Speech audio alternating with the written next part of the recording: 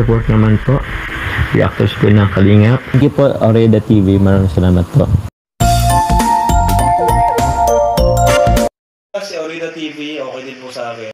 Kasi tingnan nyo naman po yung bahay nila, talagang masikip po. At hindi po ata ito sa inyong lupa, no? Hindi ito sa kanila. Pinapalis na kayo. Yun, isa pa yun, pinapalis na pala sila, ano?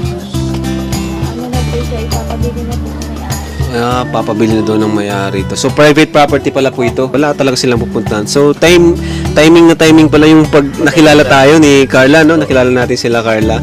So, yo, what's up mga kababayan, mga kalingap? Welcome back muli sa aking munting channel. Ako po ang inyong host, Oreda TV, ay muling nagbabalik. So, yun na nga po, no guys, napanood natin kanina.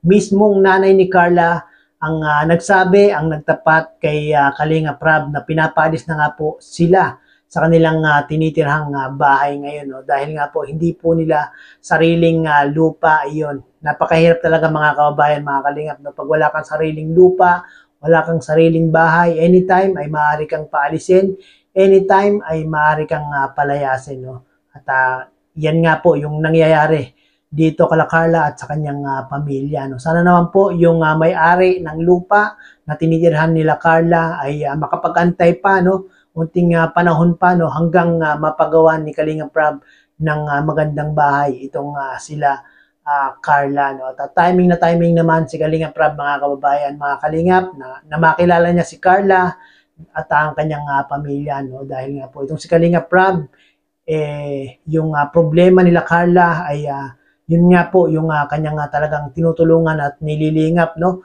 Pangunahin dyan yung pag-aaral ni Carla, sumunod yung bahay na kailangan ng pamilya nila Carla. No? Sana po mga kababayan, mga kalingap, suportahan po natin si Kalingap Rab, suportahan po natin ang Team Jom Carl. No?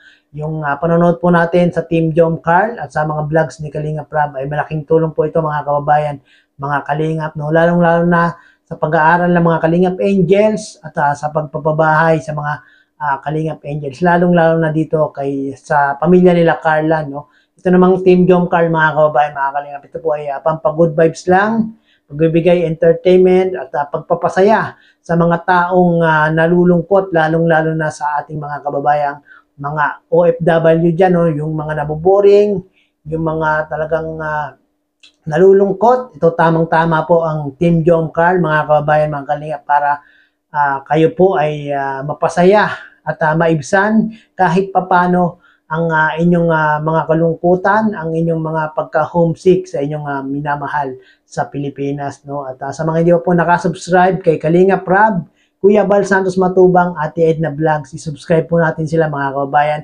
mga kalingap, at panoorin po natin yung kanilang mga video ng tunay na pagtulong sa ating mga kababayan, sa ating mga panonood at hindi pag-skip ng ads. Malaking tulong po ito para mas mapalawig pa po, mas mapalawak pa po ang kanilang pagtulong sa ating mga kababayan. At kung bago ka po sa aking munting channel, baka naman paki-subscribe nyo po para maging updated po kayo sa mga ginagawa kong mga ganitong reaction patungkol nga po sa Team Kalingap. Maraming pong salamat. Sana ay wag munang paalisin sila Carla, no? Hintayin muna yung maipagawa ni Kalingap Rab yung bahay nila Carla bago po paalisin itong pamilya nila Carla. Maraming pong salamat, mga kababayan, mga kalingap.